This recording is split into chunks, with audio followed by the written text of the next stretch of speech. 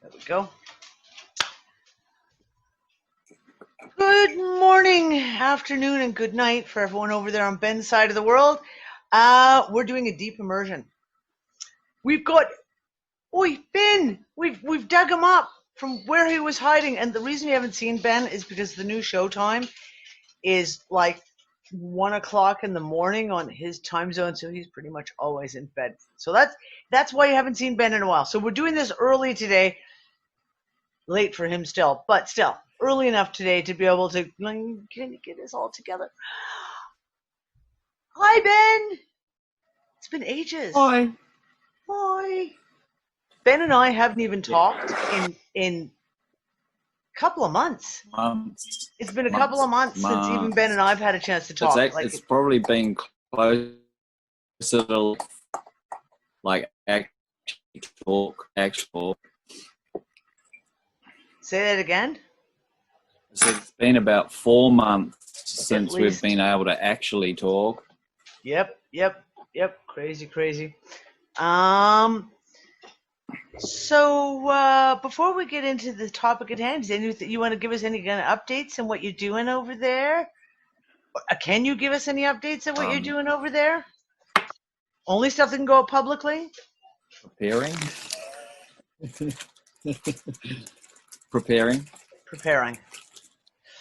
What are you preparing for? Yes. Are you hearing me all right, or should I change my? It's okay. Your internet's a bit sketchy. Right. That's all, dude. You know how it goes with your internet, so it is what it is.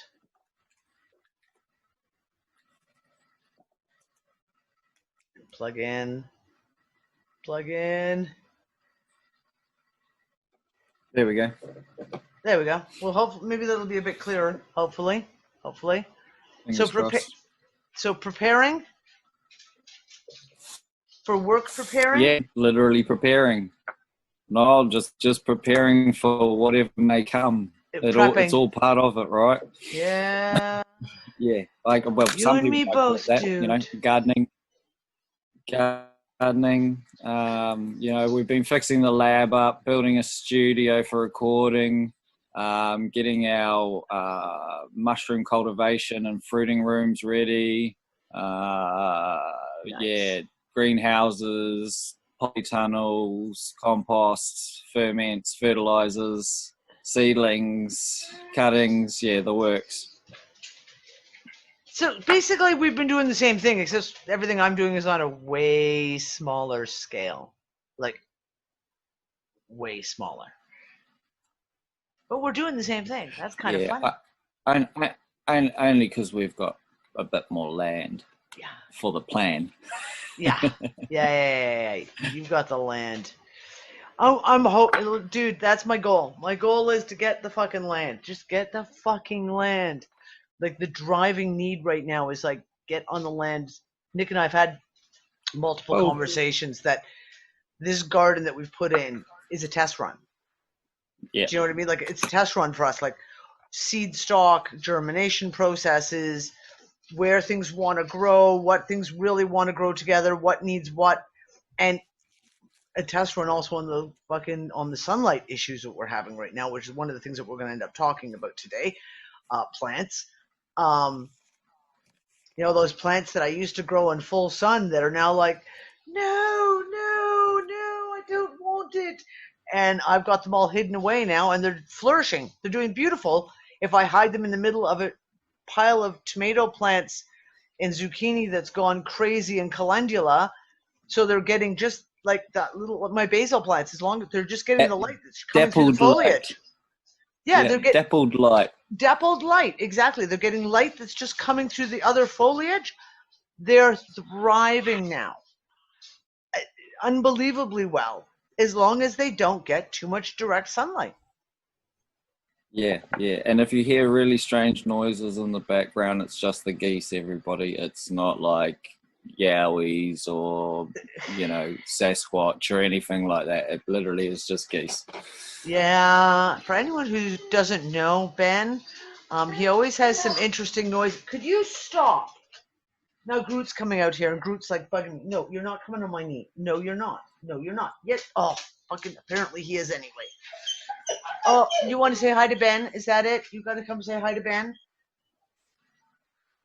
Seriously. they doing with the move? They love their yard. They love their yard. Okay, go down. Go down. Give me a second. I'm gonna have to close the back door. They caught the neighbor's cat in our yard. Oh my God, the cat was actually in their yard about an hour ago. So now they're literally freaking the out because it's like there was a cat in their yard. 1 second, I'm gonna close the back door. You boys, go lie down and go to sleep. So what Dee, I think, was trying to say is we've got a bit of a farm. It's not a massive farm. It's more a hobby farm at the moment, an R&D farm of sorts. And the geese still make noise at night, so yeah. Well, you end up with there's all kinds of normal sounds that people aren't used to, like the kookaburras and the macaws and the butcher birds are going off sometimes. So we've had those very noisy recordings. We've been having some reasonably epic encounters recently with some epic other birds. We've had like we've had some wedge-tail eagles move in to the top of the valley on the other side. Ooh. And they have taken a liking to chicken. So just to put it in comparison, like they've carried off thus far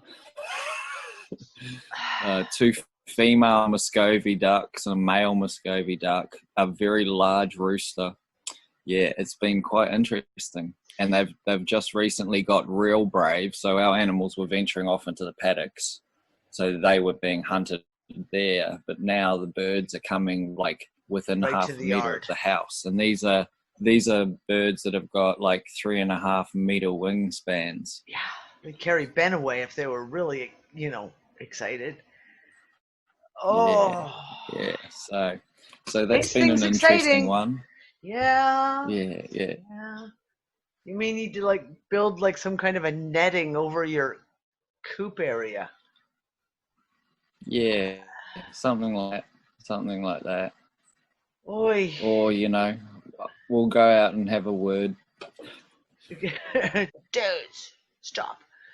Well, where Nick grew up, out in West Coast Canada and BC, off the Coquihalla Highway, they had cliff faces right opposite the highway with massive cliff faces, and they used to get the eagles.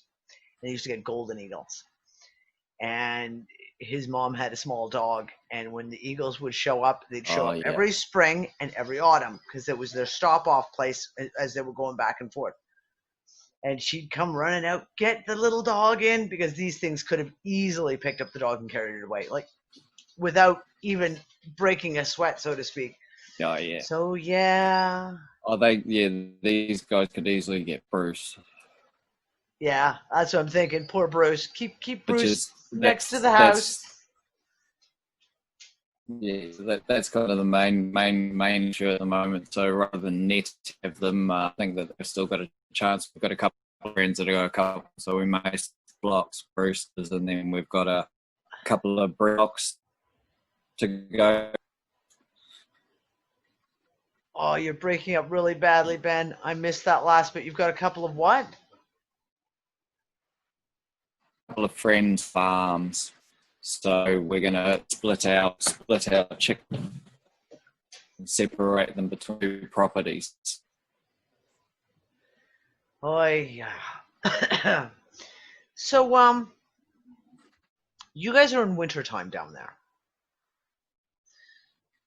Down in the great land below. But you had all your summer. And of course, I know you had your gardens going and all the growing stuff that you were doing. I want to talk about the stuff that we've been talking about in the group. So starting off with like what seems to be obviously geomagnetic, solar X-rays coming in, intensity of UV light coming in.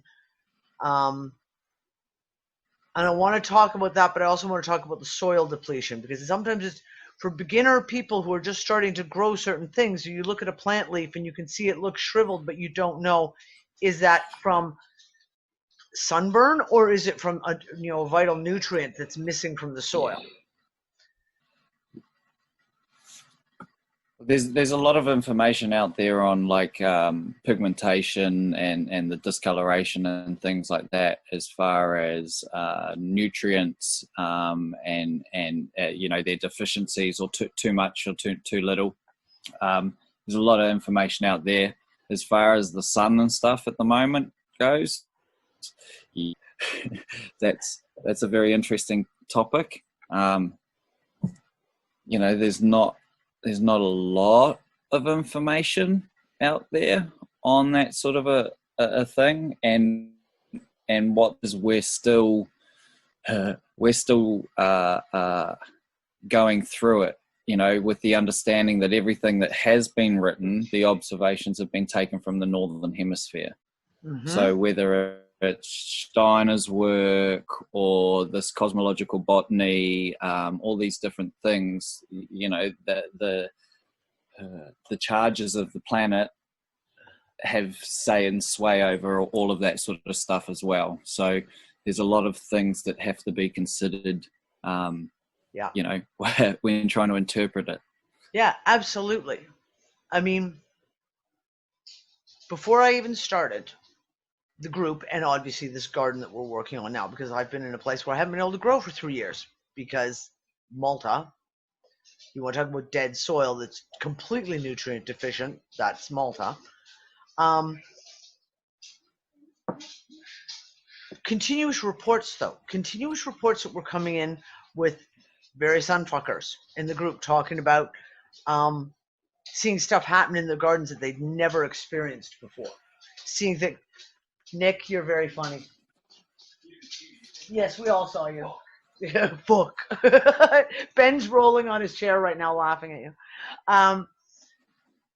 Looking at people who've been in the same place for years, planted the same plants for years, and now all of a sudden see sudden changes in the growth rates. Things are either growing faster, they're growing slower, and what we were categorizing as sunburn, because they were plants that were in full sun, and they've said, like years prior, this plant did absolutely fine in the same place in the garden where it's always grown. It's a perennial plant, something like that. But this year, oh my God, look at the leaves. Trees is another one. And I've had several people who've joined the Solar Dynamics group that I've created on Facebook to talk about biology.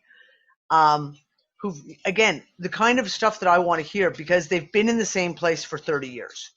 They've been planting things for years and years, so they know they use their own seed stock that they collect every year. So the variables are not as... It's not like they got new seeds. Yeah, they've got a bit more of the cycles, right? They've seen the cycles, exactly. I mean, one of the first things that comes to mind, just the first thing, is what could potentially be missing in the soil. So those years and years and years of, and it may be some kind of base mineral or carrier mineral that is creating some kind of bridge, but there's definitely some stuff going on out there as far as the changing of things. Well, what I found, and I mean, certain things make logical sense on that base level of knowledge, right? You sit there and you say UVB and UVC rays are coming in right now at an unprecedented rate. We know this because we've got people out there with meters who are taking the measurements and going, what the fuck?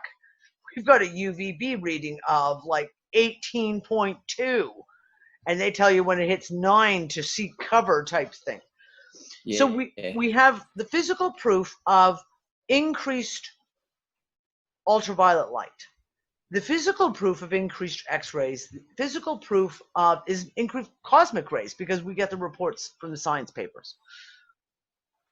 So when you see, say, for example, something that looks like burning on a leaf, sun burning, you can kind of go, okay, I feel it in my own skin.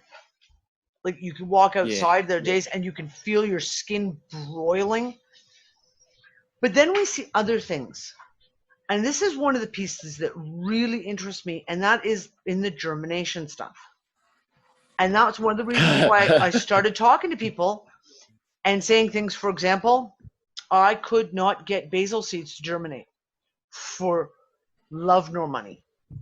3 different seed packets, 3 different breeds, could not get them to germinate. When I did finally get a few to germinate, they never grew above this. Chives, could not get them to, when I did finally get them to germinate, the chives have been in the garden for 3 months now. They're still this tall. They're perfectly green. They look perfectly healthy. They just haven't grown. And it's not just me. Again, it's people who are saying, people in other areas of England saying, I couldn't get basil to grow. People who lost, one of the unfuckers who's had the same patch of chives growing in her yard for 10 years, it died. It just didn't come up this spring. Like it was dead.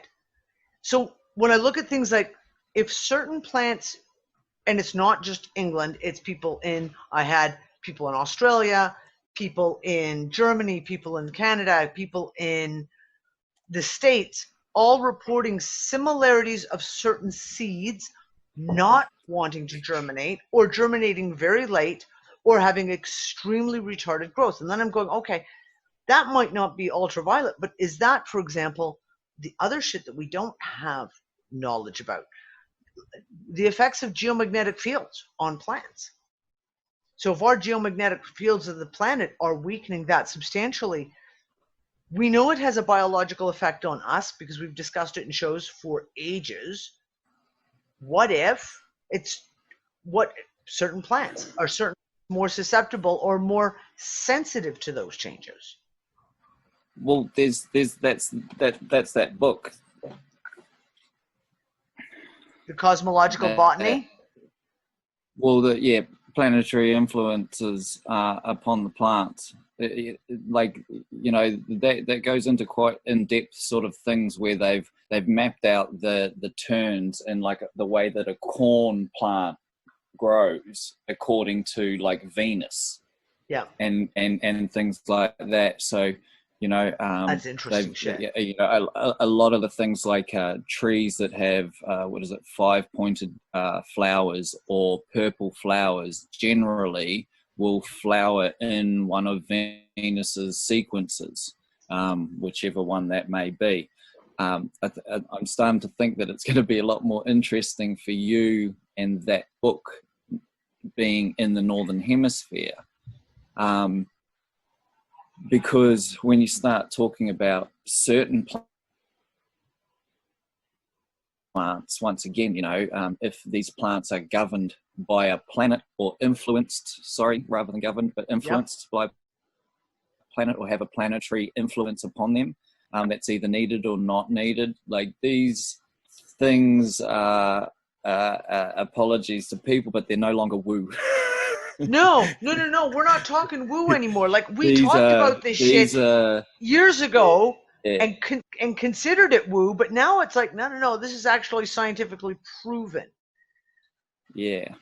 So then there's going in a little more depth with the cultural work that we've been doing, and learning a little bit more about land and I guess the subject and topic of land and what land is for and what different lands are for. And it would start also seeming that species, whether through manipulation or encouragement or just damn good land management practices, it would seem one do better for, I guess, the greater environment being endemic to an area or what we call it here in Australia is country. Yeah. So country doesn't just refer to Australia. In fact, it has nothing to do with Australia. Country is Not the is either corporation. yeah, no, not that. Definitely not that, but more so tribal lands, tribal areas, clanship areas, food areas, animal areas. So it was more. It would seem that the way things were done, it was much more over like a management, like, and a very well adapted one.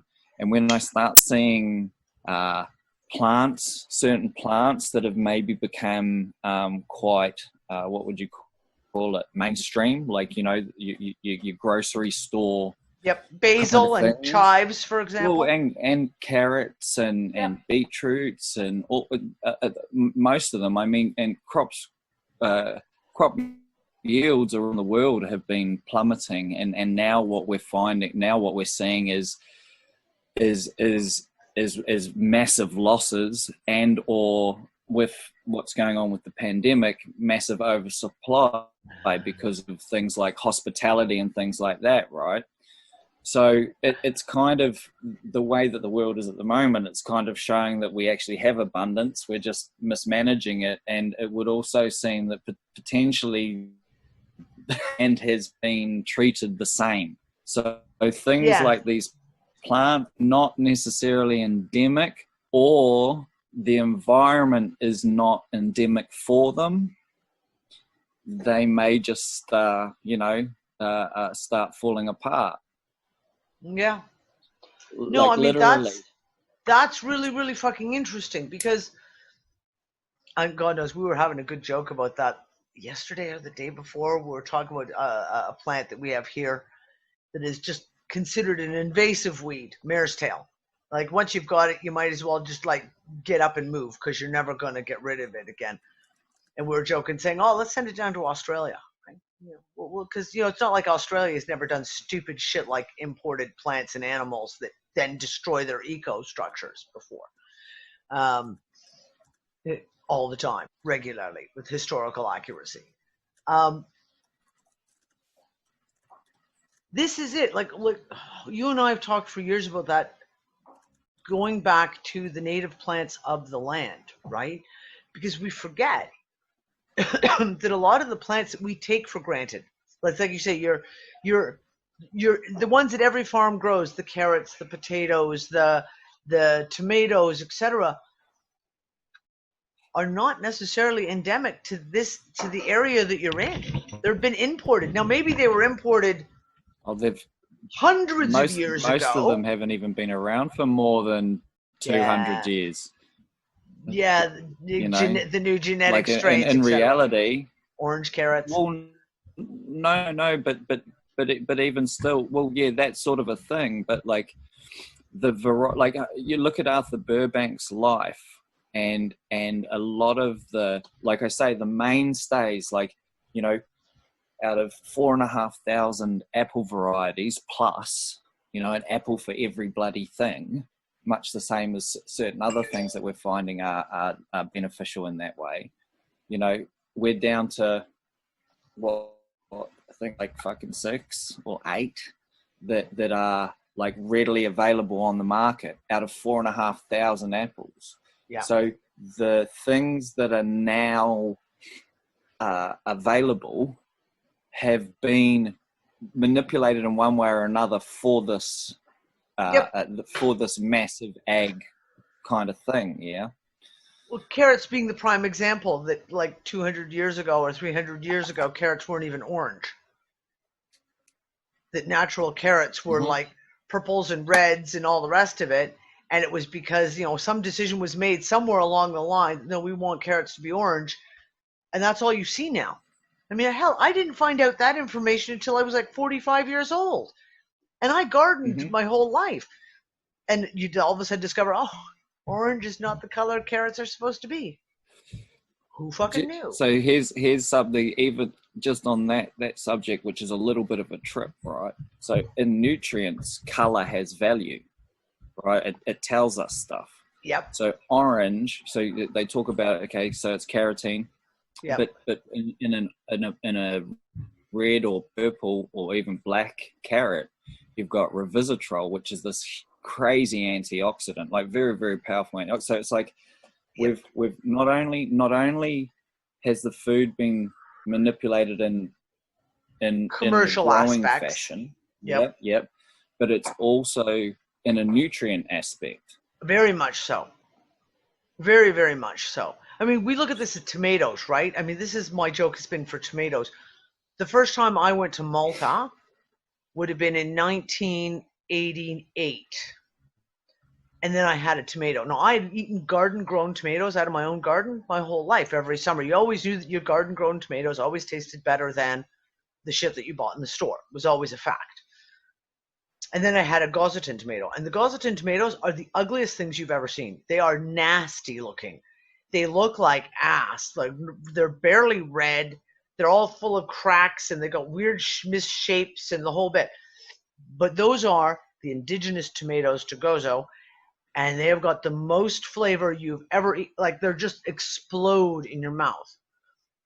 And the tourists would go to the store and they'd buy the vine, pretty little Roma tomatoes and beefsteak tomatoes that they know. And I would always say to them, no, get these ones. These are the local ones. These are the ones that are chock full of all the vitamins and the flavor that you remember. Now we have in North America, I can remember this in Canada, a big announcement that growers were now growing a new type of genetic variety of tomato that wouldn't bruise. See, because the commercial aspect was like, well, our tomatoes get too squishy and bruised, so we need you to make one now, breed a tomato, genetically modify a tomato, so that it will look redder, it'll look plumper, that they'll all be the same size so we can fit them in those little teeny cartons so they'll all fit together. And they went ahead and did that. And they injected them with scorpion DNA. That's what they're genetically crossed with to give them that red color that's shiny and lovely. Well, those tomatoes have zero nutritional value now. And I read a paper on a guy in Canada who had done an analysis about 4 years ago, and he did a whole bunch of commercial breeds, and he was like, this is what your tomato should contain. This is what it does contain. And it was like basically nothing. Nothing. It's colored red water with some flavoring. Well, this is, and this is this. Yeah, I don't even know where to get started on pretty much all of this stuff, right? Because this is like, Emily Moyer on her salt and sugar theory and Cara, like, not that this is an advertisement for anyone, but like this is like, if you want some stuff like woo out there's there. A thing called well, there's a thing called biological transmutation, and unfortunately it's the one book I can't find, but it goes through how these guys mapped out a large part of the periodic table and how certain elementals, compounds, minerals could be substituted and would be transmuted by plants, animals, and thusly. So this book is on that, but my mind then says, well, if science has studied this and worked these things out, then being an apprentice farmer of sorts, my mind then says, well, that means I could map out what fertilizers that I put in, I could then map out the nutrient I get out. Yep. So when the Green Revolution kicks in with its NPK, which is now, we're about 100 years, just over 100 years into the Green Revolution and big ag. When you're only putting 3 elements of quite a large table, not all of them are essential, but some of them are. And if you've farmed in a certain way where you're only replacing X, Y, and Z, and you've got the other, 23 letters of the alphabet missing, you're missing a large portion of your diet. Yep. Well, and then we won't even get into that, but that's where it cascades into health effects. We're looking at the deficiencies that we have in our own bodies because we can't even get it from the food that we eat now. right? This is, you and I have had this conversation for fucking ever, that when the soil is so deficient in nutrients, the plants they can't take up those nutrients. So you can eat all the fucking carrots you want. You can eat all the zucchinis and all the lettuce and all the spinach you want. But if they're being grown in deficient soil, they will not have the nutrients to give you to keep you healthy, which is why we're so nutrient deficient. I'll go a step further and I'll say that they don't have. Yeah, they don't have. They don't have. It's well established. So, yeah, when you start getting into those sorts of realms, I mean, look, right now, we're doing a lot of work with fire and remediation. It's highly culturally significant to the peoples of Australia, and has proven time and time again to be an essential. Okay, but before we go any further, let us clarify what we mean by fire. You're talking about proper, controlled burns, ancient technology, applied techniques using fire. Not massive forest fires that are happening now because of improper land management. No, this is actually the reason these fires are happening is because this practice pretty much around the world, it has been proven to have been used in South Africa and Canada. So I'm just sort of giving it its dues. But applied properly at the right time of year, in the right and correct fashion, not only does it remediate the land, it can also induce rainfall on country that needs it, and it can also stop a lot of these large fires that are happening. But yeah, the only reason I sort of bring this up is more so what we're talking about is this sort of malnutrition. Malnutrition. Call it what it is, because that's what it is. And because we're already in the woo, the simple fact of the matter is what it's sort of showing is like we're talking about planets. We're actually talking about the way to treat the Earth, our mum. And it would seem that certain things have been neglected and are now fair, but it also is showing that the way that we look at things, and what I mean by that is the way that we remediate, the way that we regenerate, the way that we're trying to actually fix certain might be actually inflating these problems. So it gets really interesting. Like vast monocrops and chemical fertilizers. Well, just neglecting the all. Because that's the thing. There's a whole lot to it. It's like there might have been quite a few people that have just seen a friend of mine's Weedy Gardner clip, his first episode. So he's had a massive response back to that. But the amount of information that's coming back and also the the opposing information that's coming back, whereas if all these people actually had a discussion together, that what they're all saying is correct, but they're all actually missing each other's piece. They can't listen to the other narrative. They're stuck in their own narrative and they cannot hear what the other side of it. Yeah, or see, but the other thing is people have things that are tried and true with them, right? Yeah. So we've had people compare that bacterial solution and call it compost tea. Yeah. Not the same thing, like in no way, shape or form. No. So there's this conflict out there, and I mean, and the reason I even say it is I went back to one of these places where the fires have just gone through here in Australia with one of our head fire practitioners. And I was like, oh, well, it's looking all right. Like, it's pretty green. He's like, nope. Like, everything that's growing here is now wrong. And now we can't apply the fire the right way because it's now moved a season. And now it's going to allow all these different things because we can't manage when the trees drop, because this grass that's now here is going to still be green and it burns like plastic. So it's going to create worse fires. And now, so there's a lot of work. So I went, oh, snap.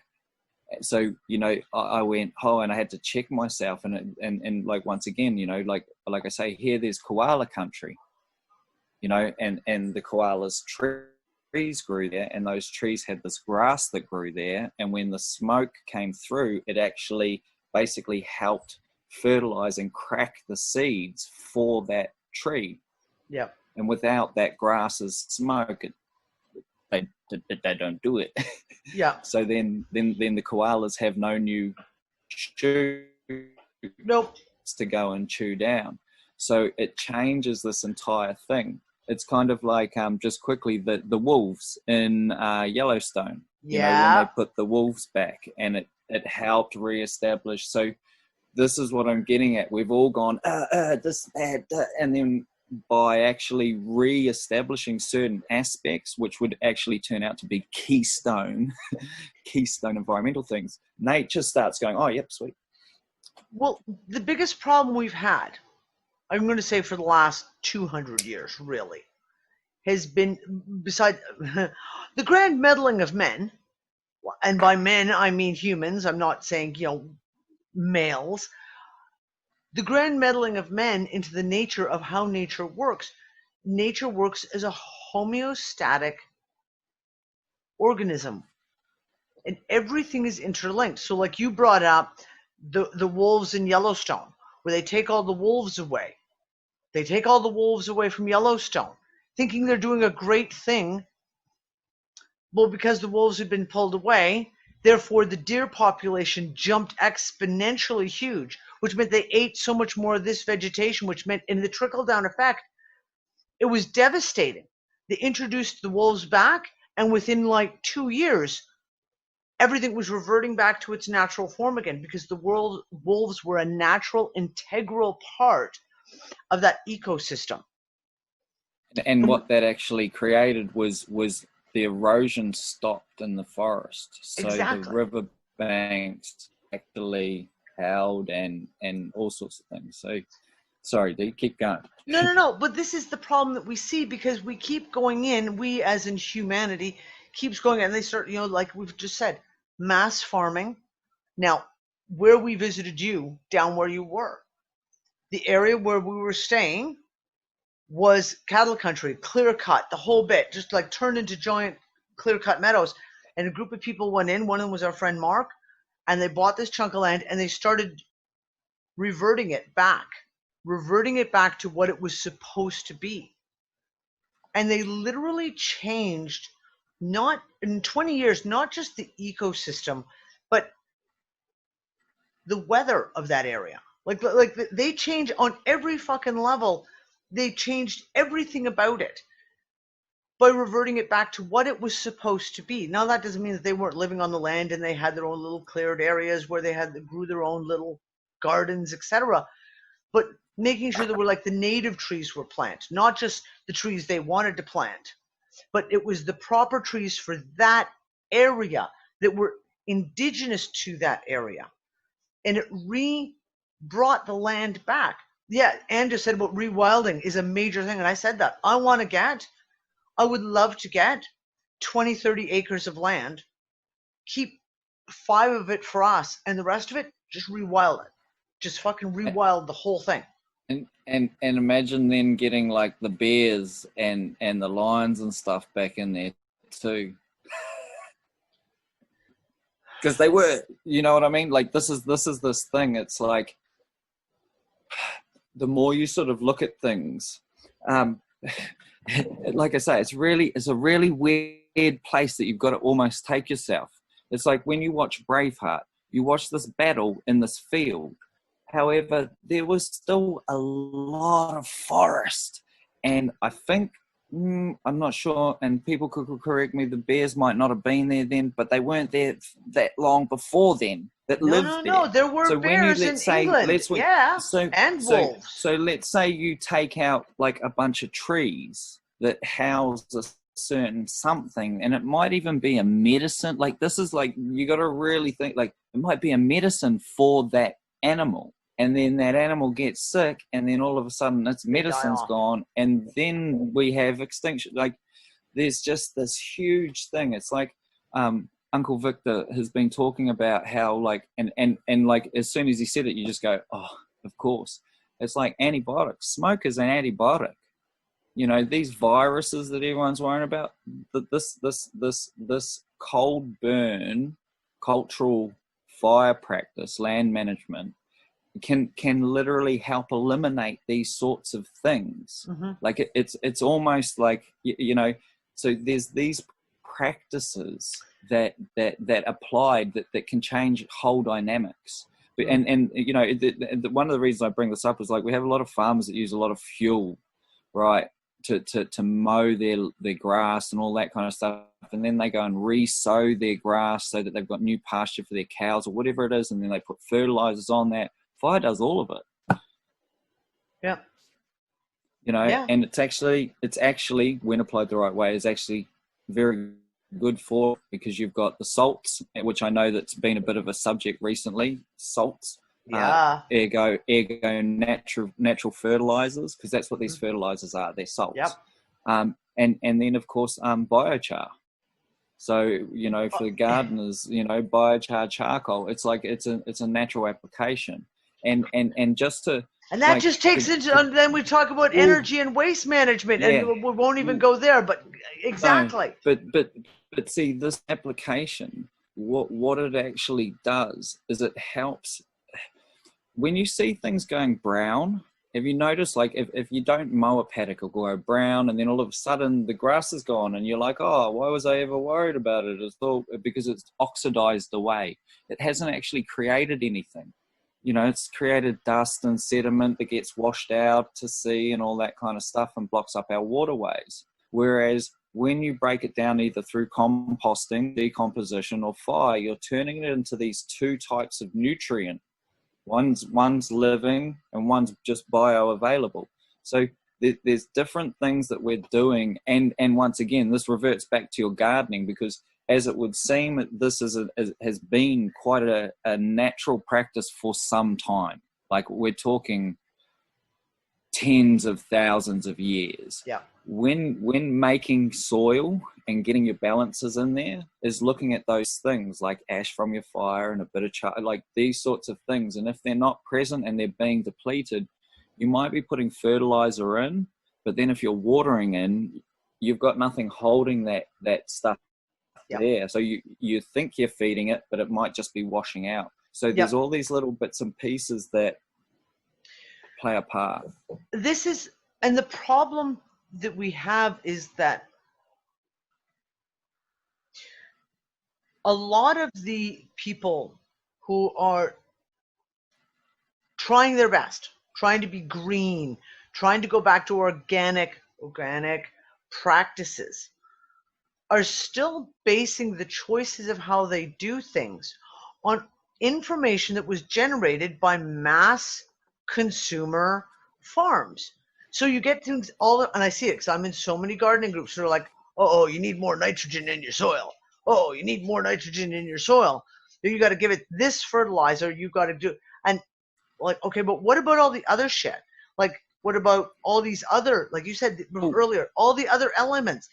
You can keep piling all this fucking nitrogen in your soil, but if your soil's not depleted in nitrogen, it actually needs manganese, it actually needs potassium, it actually needs something else. 100% carbon for your nitrogen. You see, that in and of itself actually has a balanced ratio, because if you don't have enough carbon, what happens is it turns into something else and it off gases and then becomes a greenhouse gas. You know?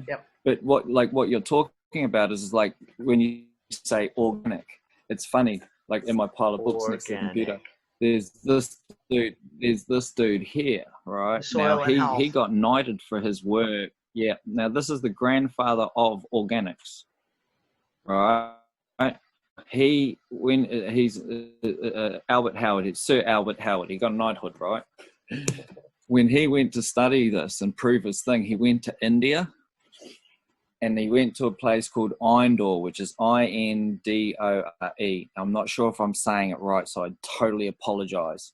And when he got there, he was like, "Oh, you're already doing it." So, and his thing is like, he actually has a thing called an Indore stack, which is a specific type of compost, which is like to make humic matter as opposed to just soil, right? Yep. So there's a lot of these practices where people are going, this is how, no, this is how, no, this is how, and they kind of almost miss the point, because it's like, if you're screaming about biology, then you're forgetting about the mycelium and the fungi, right? and if you're focusing on this, that, then you're forgetting that actually, and this is for me, after reading a lot of this stuff, you sort of go, holy shit. And I do remember we've got this plant out here that has a purple flower, and it's a 5-pointed purple flower, and I remember fucking Venus was going into a transit or some shit like that, and it literally started, and we've been waiting for ages. Now, everyone could go, oh, that might have just been the time, and you're quite right. So I'm going to wait till the next transit of Venus, and I'll see what she does. Yeah. Right? And I won't just take it for 2 things and be like, oh my God, I've proven it. I've got to do a few more times. Yep. So, then. You know, it's really, really interesting, right? So jumping back again to like composting and things like that. So we have a park that's right across the street. Not a very big one. Well, with COVID, no parks works have happened. So the grass was like, and it was awesome because it was let to grow wild. So there was clover, and there was chamomile, and there were poppies, and there's yarrow out there. There's all this amazing stuff. So they just went in with the ginormous mowers this week, mowed it all down. And I said to Nick, can we go would it look completely bizarre if we got the whole family together with big green garbage bags and swept up all the grass and the plant stuff that they cut down so we could go put it in our compost heap? Do you think we'd get strange looks for taking away bags and bags of cut down plant matter just so we could do this? We joked about it, but I'm totally serious about it. It was like, well, I need more plant matter to go into my compost heap and some essence. My only problem with that is if it's on fucking government land, at some point, it no doubt has been sprayed. Not has it been, it has been. You must take it like that. And after having done the work that we were doing over in the US, and looking at extraction and finding out how different farmers had grown their cannabis, finding heavy metals, in the extract and stuff like that at like not acceptable levels to remediate those sorts of things. It's quite interesting what plants will draw up. It's so there's always those sorts of things to unfortunately consider. It's I know, dare I say, it's the same with collecting cow poo. I know. What if they fed the cows? Exactly.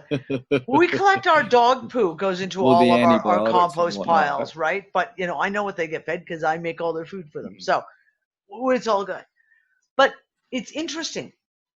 So one of the comments, so you having just moved to England, I'm very familiar with a lot of plants from Canada, obviously what grows. And when we were in Australia, you and I had multiple conversations and you showed me all these different plants that were there. You come to England and you are inundated. It's a deluge of all new plant life. Things that, for example, things that I'd never seen growing, like yarrow. And I went out one day and went, oh my God, I think that's yarrow. Holy shit, it grows here naturally, fucking everywhere. Yay! Gonna pick that, I'm gonna make a tincture, here we go. So we have this plant, and we're going back to, again, how my favorite was what? Go ahead. My favorite was the UK, and it was like, oh my God. yarrow and I'm gonna roll in it, motherfuckers. And just walking around and finding all that stuff that here you're like, God damn, it's either too wet or too dry, and you're like, ugh. I know.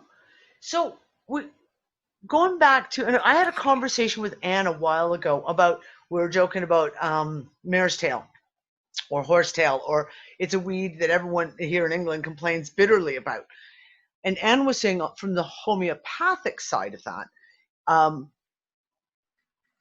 that it puts a lot of nitrogen into the soil, like a lot of nitrogen into the soil. And if it's growing in that area, then it's probably because the soil is deficient. Like plants grow, these weeds, again, air quotes, weeds, grow where they're actually necessary. Miners. Yeah. So well, this is it. Conversations I've had with you for years, conversations I've had with other people for years, and books that I've read. I don't pull weeds from my garden very much. I kind of until they get to the point where they start to strangle things, I let them grow because I figured they're growing there for a reason. They are adding to the soil. They're going to add to the soil. So like when the mare's tail gets 2 foot tall and is now overshadowing my poor little pepper plants, I start pulling it out and it goes into the compost heap. So one of the things that grew here, that was one of the first things that I noticed when we got into this house in March, was this pretty little plant, leaf structure similar to a coriander, a cilantro, with a very pretty little flower on it. And when you smell it, it had a slight cilantro smell to it. And I was like, is this some kind of a breed of wild cilantro? This is crazy. And it was growing all over the back in the shade areas, everywhere. Time goes by. It's about a month and a half later. People start talking in the garden. I've started joining all these gardening groups. People are saying, oh my God, the Herb Robert in my garden is out of control. It's out of control. Everywhere I go, it's fucking and I'm like, so I discover, okay, so this is Herb Robert. I say to Anne, right, I got to go look up what Herb Robert does. Major study just came out in the last 2 years that Herb Robert naturally cleans up radiation.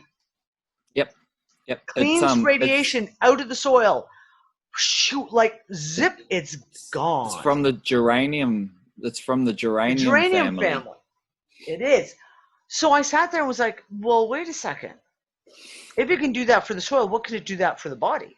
So I've started investigating, and I'm making right now Herb Robert tincture to do some testing on, to do some playing with. But again, going back to what we're saying at the beginning, if we're seeing a massive increase in solar radiation, and all these people in England that I'm speaking to are all like, oh my God, the Herb Robert's out of control this year. I've never seen it spread like this before. I've never seen so much of it. Is that because the earth is growing that plant as fast as it can to help protect from the increases in solar radiation that are coming in? Just asking the question. No. Well, and I'm not going to be able to answer that specifically, with a definitive. However, come on, be definite. Here's a couple of potential speculations or speculative potentials. It's and I think Anne said silica. So the thing with these plants, right, is that silica, that's right, with the mare's tail. Silica, that was it. Sorry, Anne. So they're miners. Yeah, they're mining things. And once again, their flowers actually also represent generally the minerals that they're mining. Yeah. And the reason they're mining it is because the soil, or generally, is the soil's deficient in something. Right? Yeah. And that's the way that I would generally look at the wilder stuff coming through. It's not to say that it's not there for medicine by any way, shape, or form, but it's also, all these things are massive indicators of what is lacking, and what they're doing is that it's a succession of build. So one will come in and it'll do this, and then the next one will come in and it'll do that, and they start adding and whatnot. And one way to potentially get rid of it is look at its either offset or potential. So it's like, if it's a nitrogen fixer and they're growing a lot, you may have an overabundance. So you Silica. might need It was to apply silica. like carbon to that. That was one of the ones. Yeah. However, like with silica, like those sorts of things there, a lot of your prickles, thistles, the indicator is actually the thorns, silica. Like they're telling us, they're like, hey, that like, makes sense. like literally, right? Okay. Yeah. So one way to start remediating those things is you can actually like mow them up. For instance, if you like got a catcher on a mower, you can mow them up and you put them into a like a bucket and fill it up full of water, and you can put a bit of molasses or this or that, the other into it, and you can aerate it. And then what you do is you let it break down over, like, let's say, 21 days, just maybe, and give it a stir, and then sift it out, like take all the matter that's left out, and use the rest as like a liquid additive into your compost, onto your soil. Like if you have a lot of prickles on your lawn, and what you're doing is you're essentially speeding up that process once again.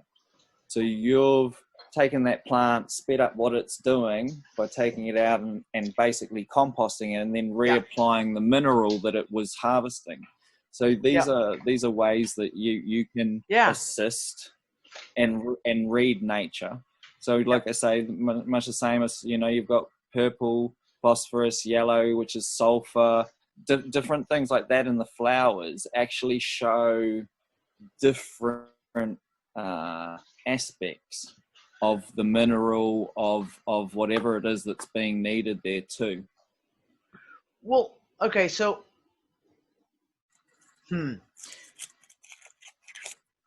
do a lot of stuff permaculturally, and I know you've done a huge amount of research into the entirety of what permaculture encompasses, right? Not just as growing, but as an entire system. Well, I would like, without insulting anybody, to I think that permaculture is a system, and it's actually it's more a modality. It's a modality of thinking and serving your locale. Yeah. So what we did was we went and looked at where permaculture came from, which is the stack of books, right?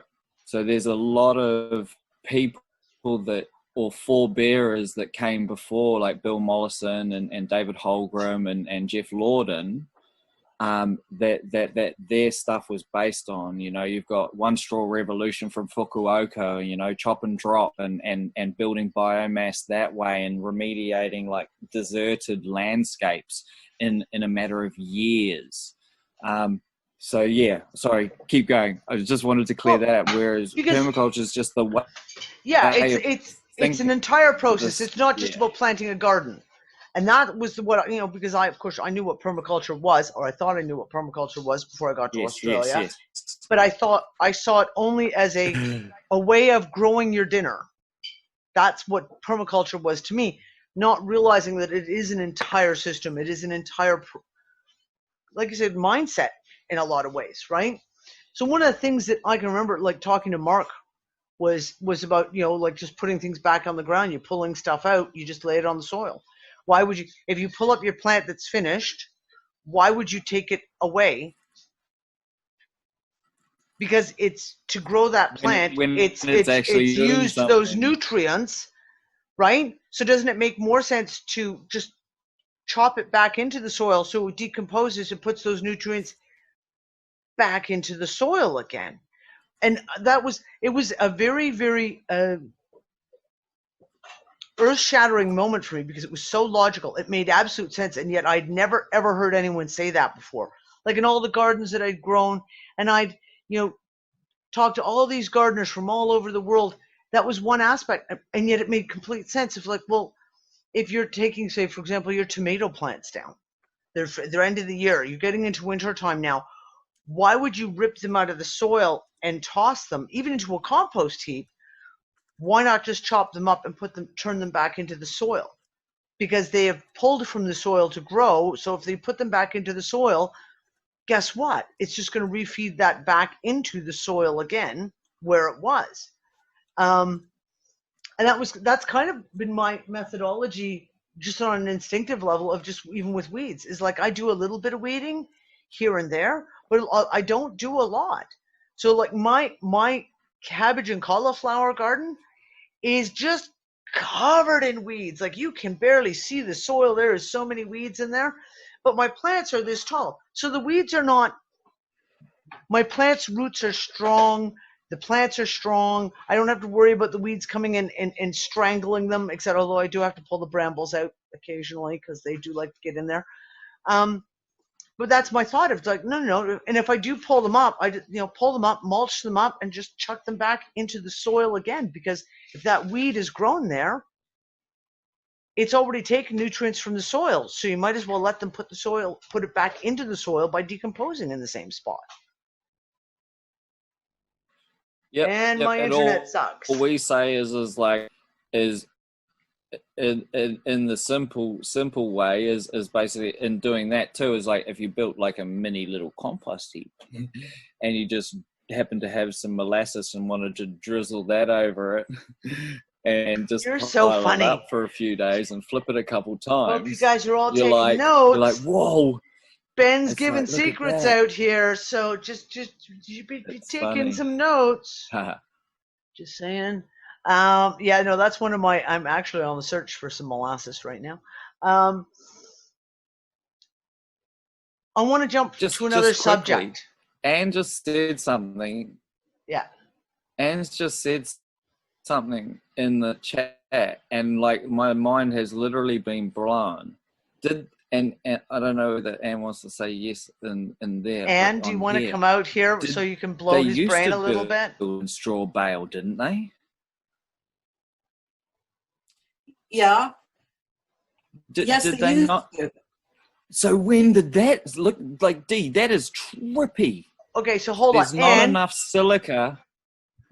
Go back. First of all, go back because no one watching the video can see what Anne has written because the chat's not there. So Anne, can you repeat what you've put into the chat? Because this is important.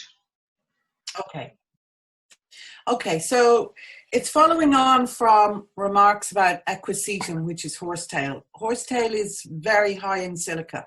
And silica is one of the nutrients that is really missing from our soils.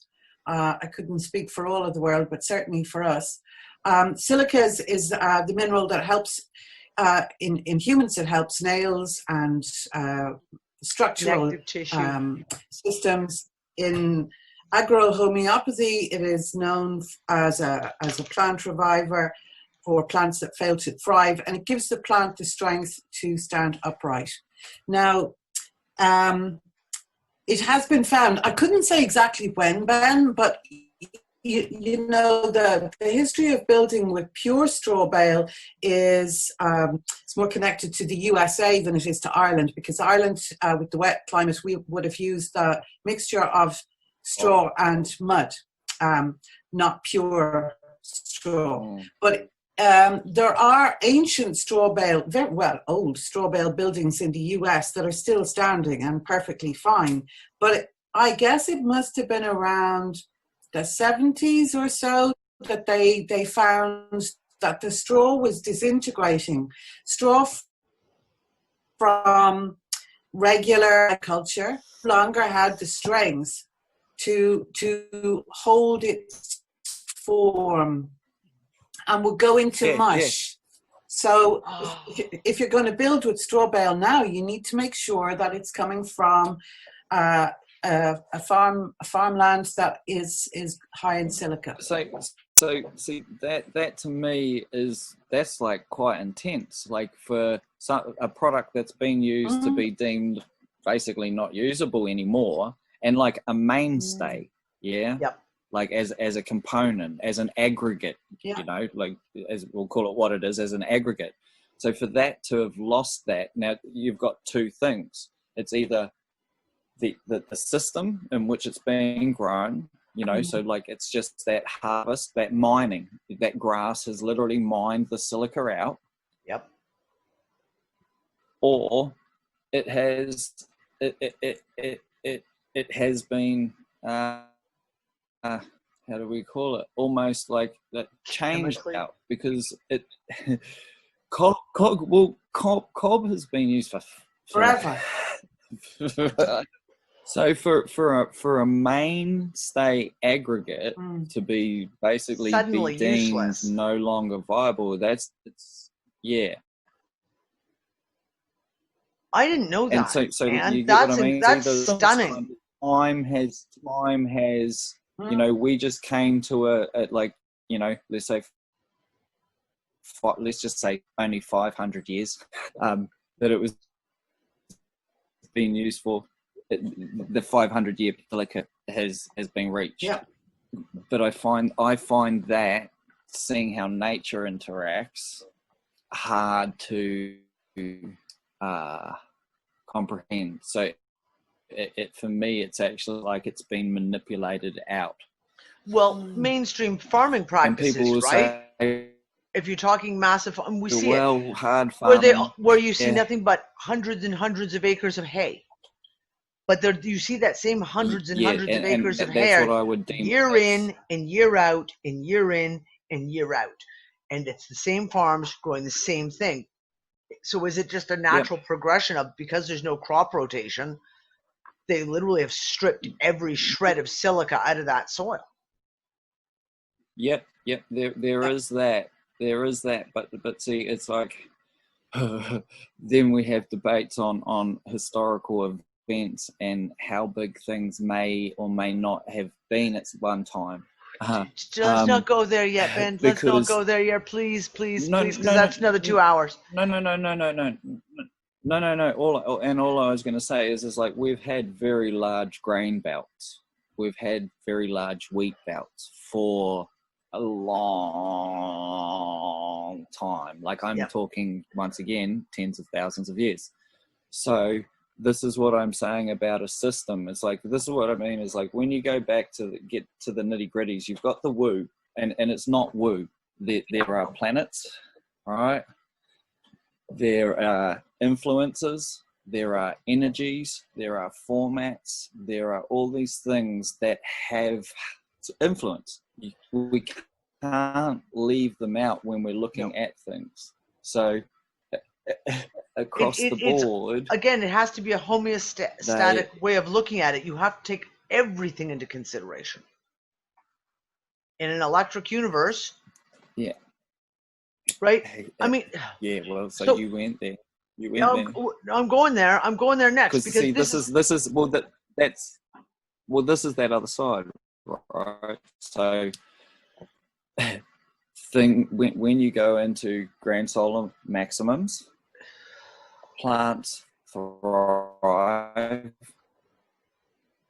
they get bigger, they increase in size. This has been mapped out over cycles. It's not just like a year see of something. And in grand solar minimums, and in the grand solar maximums, animals seem to get smaller. And in grand solar minimums, animals increase in size and plants decrease and yields decrease.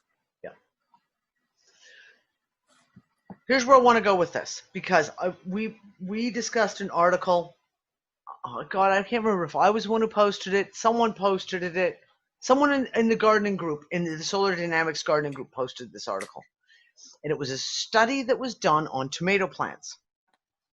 And it wasn't just, it was okay. There was a botanist involved and a biologist involved, but it was also, there was a mathematician and a computer algorithms specialist, and they went in and they looked at they traced the electrical signals of communication between tomato plants, and they were able to follow the electrical signals.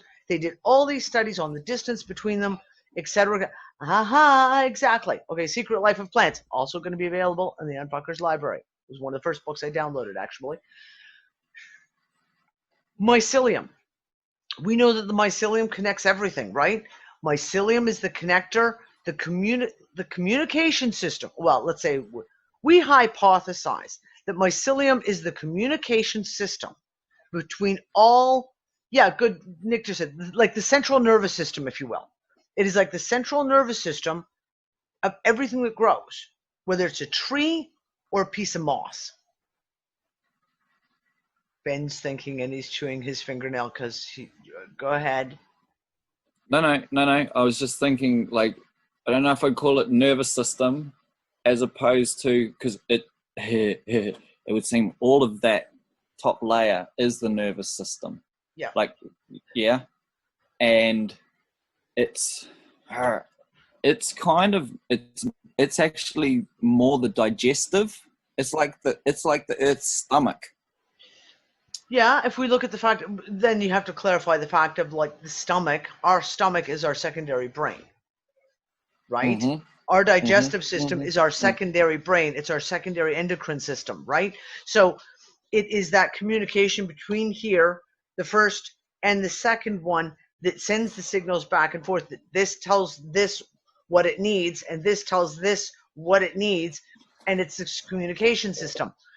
In the same way that we talk between the plants, the soil, and the fungus, the mycelium is got that massive coherent system that tells the mycelium, knows, you know, like what needs to grow where, and it's proven now about the signals that it sends across.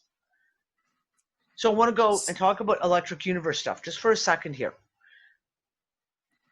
Because this is where I was looking at when we were looking at, for example, certain plants not growing as well. We know that we're in a grand solar minimum right now. And we have seen massive quantities of electrical and plasma discharges happening again this year. We saw it really, really heavily in 2016. We saw all these events coming up, 2017, and we're seeing another uptick in what we can, which could be perceived as plasma-based, yeah, could be, yeah, we're not going in there, plasma-based events, which would be symptomatic, would you call that symptomatic, of the grand solar minimum? Yep. Right? Yep. If we look at those electrical signals that they studied on those tomato plants, we're talking electrical signals. So when we're talking about electric universe theory, even what you were talking about the planets, right? The planets and the alignments of the planets, we know that is all an interconnection through electric universe. We know that this exists. They've actually seen them. They've found these umbilical cords, if you will, that connect all of electricity, etc., going back and forth between planets, suns, etc. So when we see plants thrive or not thrive, one of the aspects I'm looking at is also that one specific one of the communication in the mycelium. Certain plants, certain plants not thriving because that planetary cycle out there is not lined up for them this year. In the same way that we look at, for example, trees. Olive trees, we know, have a rest cycle. Last year, I could not get olive oil in Gozo, in Malta, because the olives didn't produce. And all the farmers went, yeah, it's one of those years. Every 7-10 years or so, the olive trees just don't have olives on them. But if we were to actually analyze that planetarily, would we discover that there's a planet cycle there? Like in that book that you talked about the cosmology of plants, he talks about the 12-year cycle of Jupiter and the effects on tree growth. And I was like, boom, okay, holy shit. So, but just on that note too, so we're talking about this discoloration or this burning on leaves, right? So, and because we're talking electrical universe, see, what my understanding of UVC is it attacks oxygen. Yes. Right. So, are you seeing a burn, or are you, well? And either way, it would be a burn. But are you seeing causality? Yeah. Are you seeing like a physical, literal dehydration? and not to chuff anyone's feathers, because it's No, potentially the same because thing that we're seeing on like the effect on the glaciers, like that side of things. Things are falling apart. They're not actually. Yes, this is important because, so for example, and I'm going to use my own tomato plants as an example. I have about, I have probably 12 or 14 tomato plants in my garden. They're a forest. They quite literally are a forest at the moment. I was given 2 tomato plants. Now, the plants that I planted, I germinated the seeds myself. They came from 2 specific seed stalks that I picked, that I did my research, what would do the best for this locality, this weather, this climate, this soil type thing. I actually really did research to find which would be the best breeds to use. I was gifted 2 tomato plants as well. Now, the 2 tomato plants I was gifted, I don't know what breeds they are. I don't know what their history is as far as how they were germinated. I know they were started off in a greenhouse much earlier, because when my plants were this big, they were this big. The one tomato plant that I was gifted was one, it is the only one in the garden that is in full sun. The only one, because all the rest of them I've planted in clumps to protect, so they'd be self-protecting, correct? This one is by itself. Of course, I planted it in a patch of nasturtiums. My nasturtiums this year have gone apeshit. They're out of control. My nasturtiums they've got leaves on them that are this fucking big. I've never seen nasturtium leaves this big. I've never seen nasturtiums produce vines as long as these. Some of the vines coming off my nasturtiums are 2 and 3 meters long. It's insane, right? So I put this tomato plant in, and we call it affectionately our Charlie Brown tomato plant. And I had to explain that to Anne, because apparently it's Charlie Brown's Christmas tree didn't make it over to, I guess, Europe. It is the saddest looking tomato plant you've ever seen. It is that tall on me. It is huge, unbelievably tall, but it is so thin and spindly. And the leaves on the lower parts of the branches, if you crush them, they will literally crush, like as if they've been dried out, as if they've been dehydrated, Ben.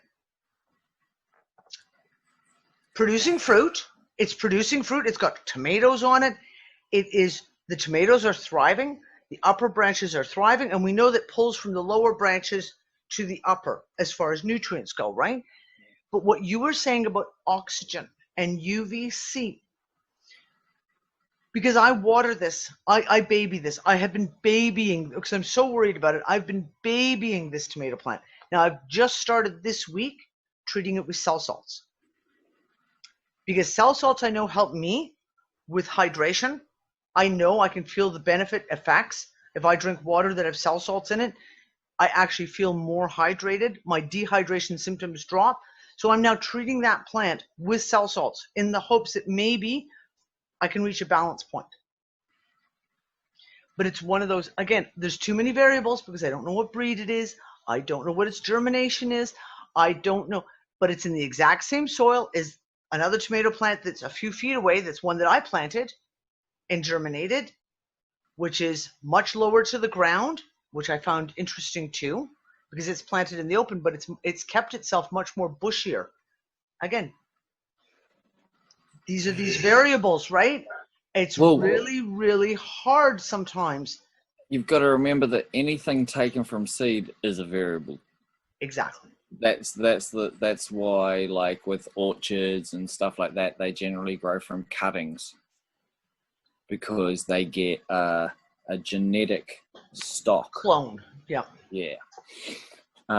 So there's that aspect of it, whereas seed, and like I've had a lot of problems with seed, but the thing is the variables. It's like when you go like that, you're like, no, it wasn't Venus this time. Oh shit! Maybe it was. Well, so this is it. So, example, certain seeds.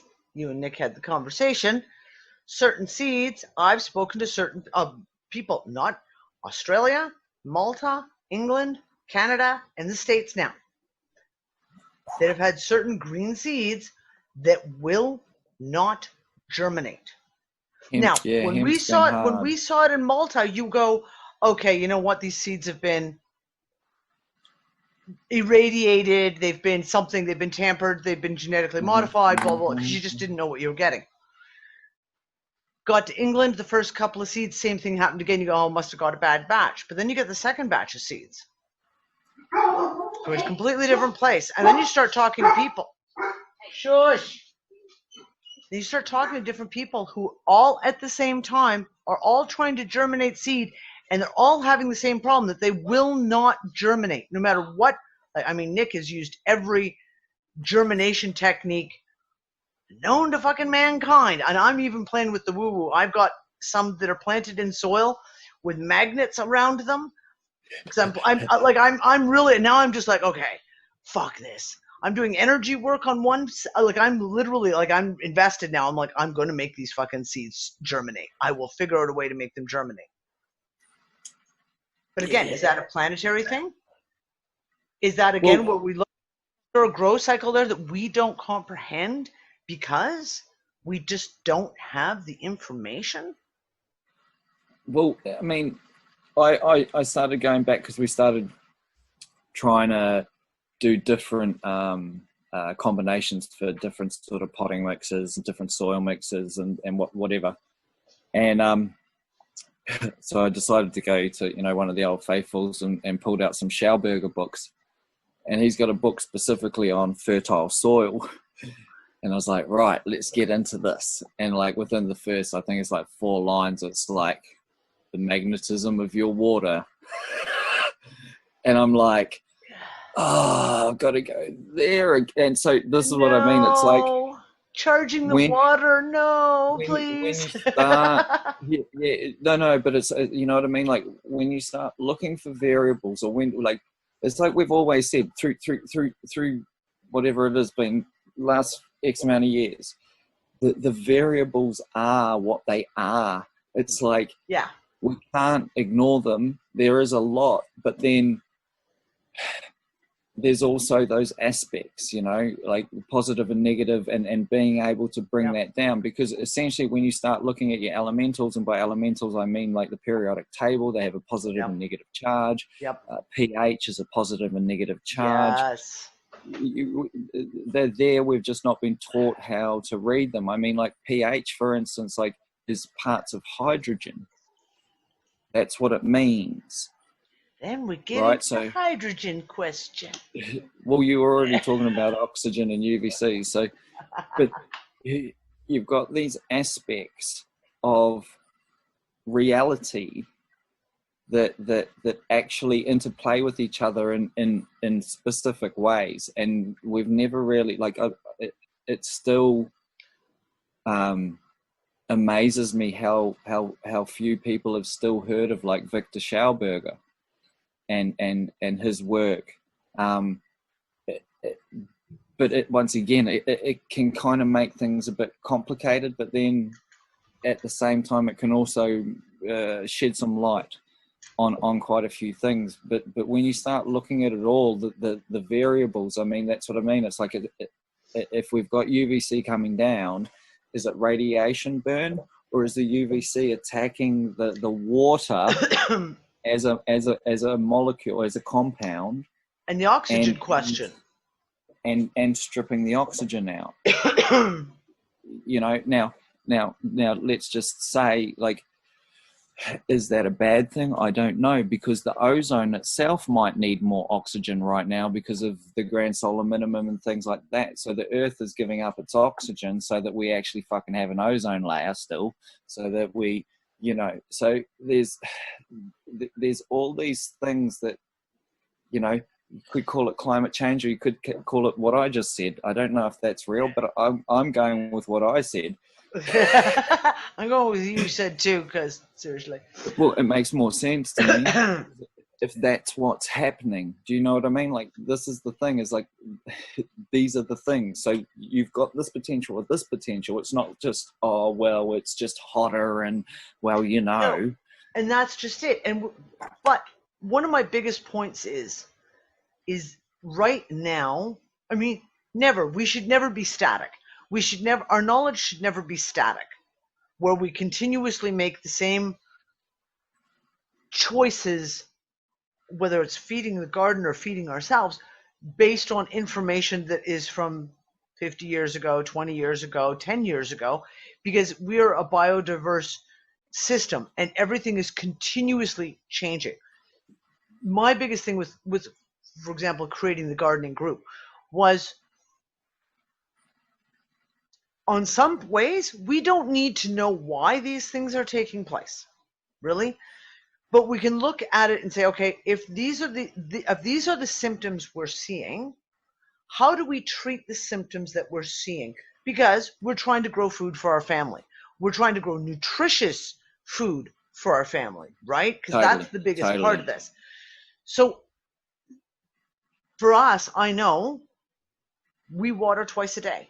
I don't water a lot, but I water twice a day. And we've, through trial and error, we've realized that if we water the garden twice a day, in the morning and at night, once the sun's starting to go down, everything thrives. Everything does better.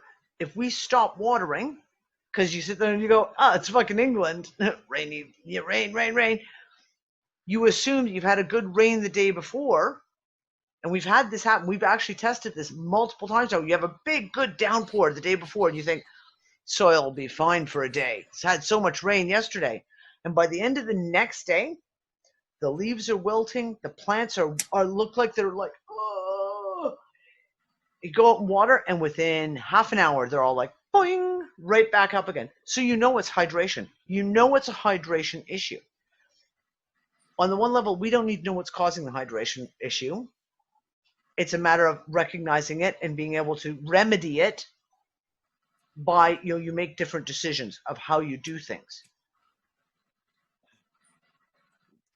That's what being a human is, right? Yeah.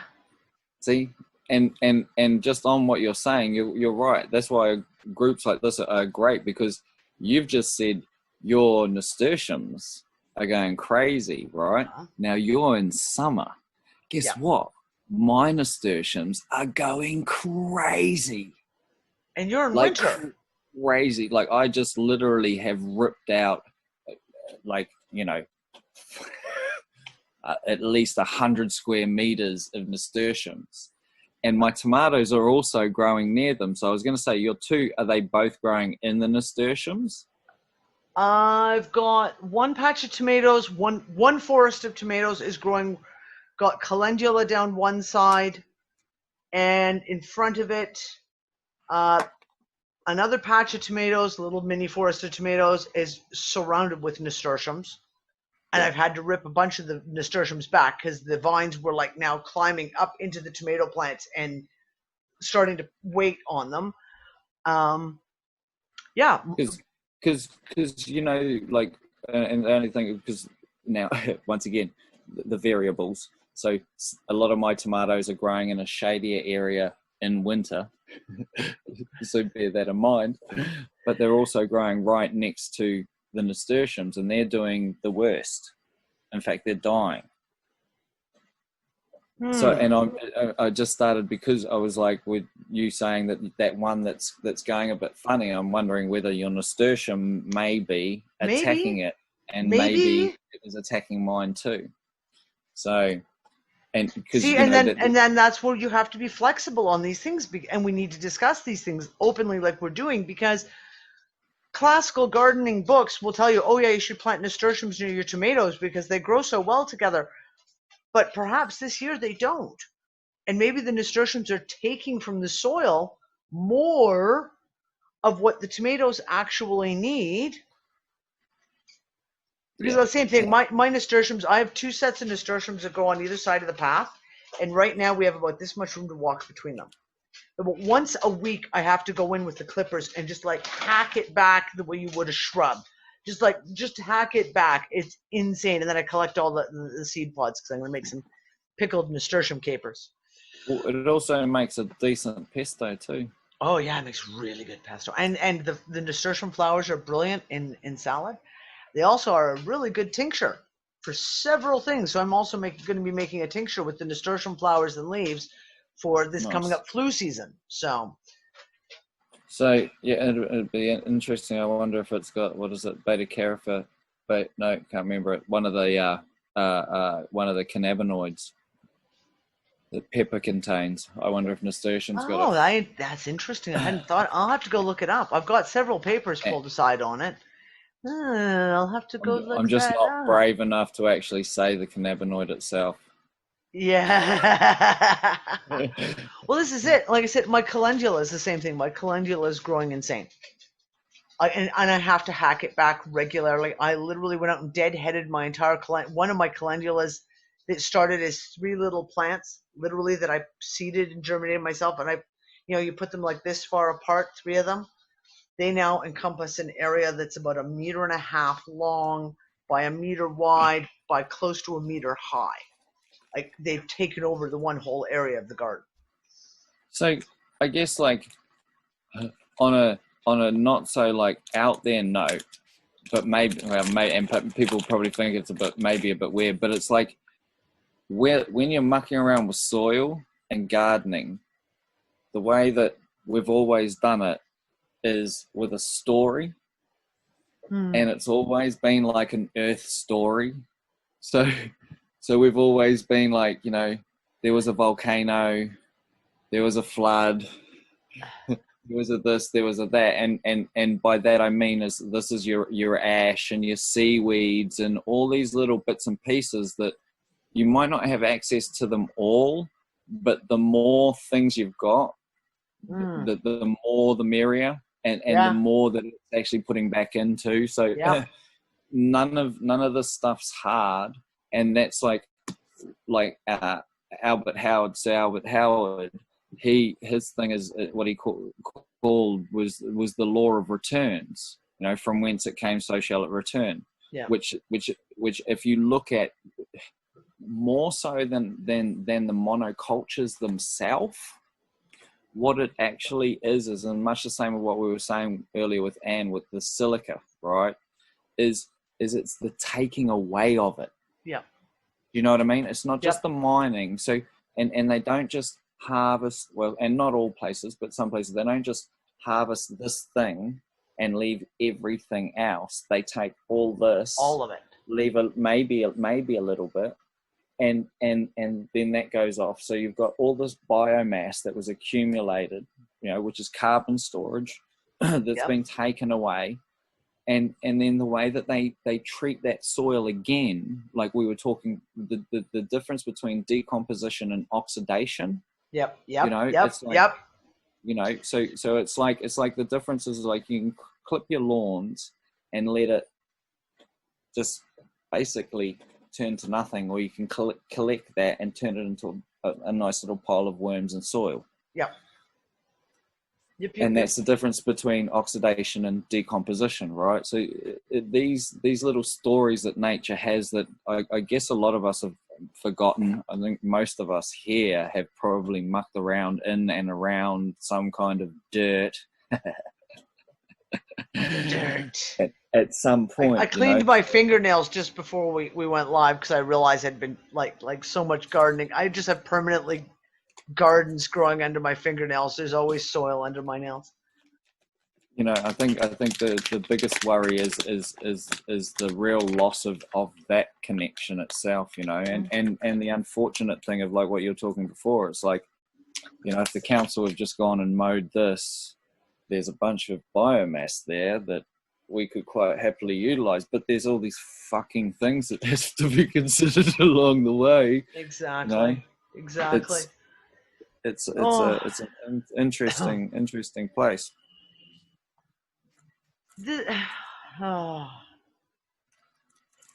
So many questions. I mean, this is it. We compare notes. At this point, it's basically a comparing of notes and what's doing well and what isn't doing well versus what's new things that are growing and suddenly in places it never grown before, etc. And what is Mother Earth trying to tell us is no, you need to grow more of this over here. Never mind what you want to grow, your damn carrots. Just grow some of this instead. Being fluid. We've got to be fluid right now. I mean, I guess all the time we have to be fluid, but we really have to be fluid now and not be fixed into our gardening patterns, for lack of a better word. Because it's like we For said, we've sure. discovered, I've got a good friend of mine in Canada who put certain things, she's got a farm, put certain crops in an area that usually like that area because they like full sun and all the rest of it. She went camping for a week and she lost an entire crop. And she said she's just going to take the same thing and reseed it, but she's going to do it on the other side of the barn where it gets partial shade. Because that was her gut thing right away of like, well, it's dead. She came in and it was fried. Literally, the plants were fried, even though they'd been watered, even though they had lots of rain. So we have to be fluid in some of these things, like some of our preconceived notions that, this plant must be planted in full sunlight and must get 12 hours of sunlight a day. Well, guess what? That's what the book says. That doesn't necessarily mean that that's what it says it wants this year. Well, and the other thing too is like what I've been going through, and like I say, there's just too many variables. I may have overwatered. It may have been in the wrong fucking spectrums of light, and this goes for a massive. Like we've been putting in, and I'll tell you, like hundreds and hundreds of seedlings. Like we've just gone and done a run of like 70 dragon fruit, 40 mangoes. Oh. Got fucking nearly 300 from seedling to juvenile coffee plants. Oh. We've got small leaf tamarinds going. We've got a whole bunch of stuff. Like I need you to send along. me some passion fruit seeds. Mm. Because I know we could grow those here, and me buying them in the supermarket for Logan because he's still addicted to the things, thanks to you. Yeah. You're gonna have to send me some seeds. See if I can figure out a way to grow those here.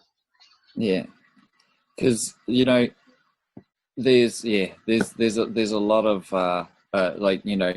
like I say, it's like I thought I knew some shit. This year's gone and taught me a whole bunch of new shit that just is like, okay, thank you. And not in any sort of bad ways, but just like, well, okay, let's mitigate and actually try and work this out. Yep. So I've just gone and done a whole new run of another massive varietal, and one of the ones that we were having problems with coming up very nicely. So it's like 2 months variance in time, but the planets have moved. And environmentally changes have been happening. I know that sounds like a gross understatement, I realize, but in our atmosphere, there's atmospheric changes going on. There is climate changes as far as shifts of weather patterns. We know that from the jet streams. The jet streams have gone completely fucky in the last 3-4 years. That shifts our even temperate zones, right? It creates weird changes. But see, yes. our weather forecasters, those motherfuckers are still getting their forecasts right. And like, so this is where. Not here. The fucking weather forecasters can't get that right. No. I'm not talking about government. Oh, okay. I'm talking about our forecasters. Your forecasters with the mob. Yeah. Bang on it, and they're doing it all by the planets. So it's like this is where I need something like that here. Because this is where the spanners for me get really thrown in the works, because you sit there and you go, oh, well, that and that plus that, that kind of, and then in walks old mate and he's like, so here's your rain dates, and you're like, and then it rains, and then it rains. Exactly, and you're as like, you said. Oh man, like, the evidence is is far too great to be ignored. Exactly. So there is, yes, for sure, some fucked up weirdness, but like here, and not to get any political, but we're talking about like weather and this, that, the other. So China is right now having crazy floods, right? Yeah. And I don't know if you remember, I'm pretty sure I sent you the article from about 5 months ago, and it was an advertisement of how they were setting up these silver oxide furnaces, and it literally stated that they were trying to create something like 10 billion cubic or 10 million cubic meters of rain. And I was like, oh, so did once they succeed a little too much? But our cosmologists are like, look, the wet planets over China are this, that, the other, and it's like, oh, so it's like, well, this, that, and all I'm not trying to overcomplicate things, but there are these other aspects that depend, like, you know, depending on the angle, depending on the spin, depending on these things, and that's why. Like I say, it's like when someone goes weather anomalies, I'm like, oh, we'd have to do a chart and we'd have to look at Megan your Lynn is here. location. So Megan, I'm going to send you a copy of a book called what's it called again, Ben? Planetary Influences on Plants. Yeah. Can you Cosmological do botany. Cosmological botany? Do you think, as an astrologer, you could kind of take a look at the book and maybe help us translate a little of what that means, planetarily wise? Done. Okay, Megan, in Messenger, drop me your email address again. I will send you the book right away. Now, what I just said doesn't mean that what you like, those bits and pieces don't create things. Just the same as deforestation doesn't have an effect. Exactly. But it has to be taken into consideration. When people can predict it months and months and years in advance, it gets a little squirrely. It gets a little squirrely in your head when you go, wait a second. And then when, like, there are other books on these things and you're like, oh, they talk about stuff like this. Oh, they talk about stuff like this. And this is from, like, you know, the mid 1800s, late 1800s, early 1900s. Some of them go way back further than that. Yep. But Ben, there's all these things that we miss. And when we miss because, well, you know, it's not readily available, unfortunately. No, that's the problem. Well, that's one of the reasons why I'm building the library that I'm building. And that is like, and it's been a passion. Like it's been kind of a joke in our house. Like, I steal all the internet because I will start downloading and I'll hit a little score of books on a certain subject. And I'm like, everyone's like, there's no internet. I'm like, I got 25 more books coming down. You'll just have to wait. Sorry. Because I am really like, it's a driving piece to me right now of gathering information. Gathering the pieces of the puzzle. And the more of these books that I've read, a lot of this old stuff from the 1600s, the 1700s, some of the ancient stuff. Oh, look, my internet connection is unstable. Shock of all shocks. Some of the stuff that, you know, like Ptolemy. Okay, a lot of the stuff that was written, they had an understanding in a different way than we did. And we need to add some of these aspects back into it. Like, we really, really need to add some of these aspects back into it. So, I mean, I'm downloading books on every subject imaginable, but especially farming, botany, health, a lot of the herbals. I've been digging to find the oldest herbal that I can find. And I pull them all up and I have to put them all in the library. And no, the library is not ready to be launched yet. I'm sorry, everyone. I have not had the time to be able to work on Unfuckers Unite website this week. It just is what it is. Time is kind of killing me at the moment.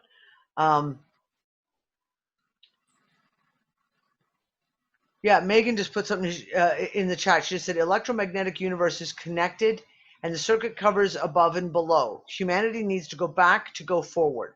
Back to our roots, back to the earth, and the earth back to the cosmos, because it's all different layers of the same whole. Yeah. Thank you for reminding me. So, what I wanted to also, you know, the reason I go on about a lot of the historical stuff is because I feel that it is far more prevalent than people maybe give it credit at the moment. It's going to come to the forefront in a very big way soon. But the reason is, like, if you look at the conundrum that we're kind of in, and like we said earlier on in the show, you know, an oversupply because of certain things being shut down, and that being hospitality and that side of things, right? The way that things are being run are a major flaw. It's not just what's being done. So, and the reason I bring in that historical and cultural stuff is when you start looking at a lot of the new research or newer research coming out, things like the studies that are being done in Australia, the studies that are being done in South America, the studies that are being done in South Africa and in North America, and the remodeling that is currently transpiring in an anthropological way, which is actually starting to redefine the way humans interacted and curated and lived, and like a big one being things like the Amazon, and a lot of botanists and anthropologists and alike are coming out now and saying that the way that forest has evolved, it could only be done with the interplay of some kind of planting system. Yep. So planted. It was not natural. It was planted there. Yeah. So there's this aspect, much as what Megan has just stated in that message, is the way that things are done. Like the way that I'm seeing things now is like I said with the koala habitat and this habitat, is what used to happen is it grew where it should grow. Yeah. And it was managed how it needed to be managed, and everybody got the benefit. The entire ecosystem. But also the sharing of the that's what I'm saying. And the foods and but within the animals, within the plants, within the humans, everything was balanced. Yeah, and that's not saying we need to go back to X, Y, and Z, because see what happens is everyone gets worried about the loss of their comforts and or maybe some of the hard work, but it's us that makes it easy. You know, like you can watch nature and it will grow over X amount, or it will regenerate over X amount, but it's our interplay and our actions in that, especially if they're done correctly, you know. And this is the other side of it, is like we said earlier as well, is like the potential application of practices, of species, of all these different things into areas that may not actually be what it's for. It doesn't mean that it won't grow, but it's like what we've seen with, like we talked about the fires earlier on, right? It's like the eucalyptus are what have been burning here, in the rainforests and whatnot, in the extreme volatile oils that are in the eucalyptus. So and the pines. So it's like, do we have too many of these certain things, and why? You know, like it's just a rejudge of how we look at things, and the way that we, I guess, manage the inputs and the outputs, right? Because what's happening is things are getting taken from one spot and they're not actually getting put anywhere. They're just being taken away. Poof. Don't want that. So there is a massive flaw in the actual cycle of things. Yeah. So right now is you know, there is the opportunity for everyone to sort of see these things and for being able to come together and figure out ways in which, you know, what's working, what's not, how to, and the like, because there's not a lot of, like I say, it's funny if you're there's only not a lot of like, you know, holistic is it nitrogen, views on this. Is Well, it's not just holistic. Holistic if you mean like as in like all literal, of it. Yeah, exactly. It's like, Dr. Elaine Ingham's been like banging her head against the wall for like 30 years, and now everyone's like, oh, soil biology and fucking mycology, yeah, right. Yeah. So you get to a point where it seems like it's like this big, but in actuality it's not. And the first step one is you, and the second step is you too, because it takes 2 steps to move forward. 1 step still standing still. It's just. But again, like the you is an all-encompassing you, as in all of us, right? And this is, you and I, we talk about community. We talk about community all the fucking time. Anne and Gail and I talk about community nonstop. Is that it sounds daunting. All of these things can sound extremely daunting if you're talking about you as in the singular. But when it's the you as in people working together, it's not daunting. It doesn't have to be daunting. It can be very simply applied and simply managed.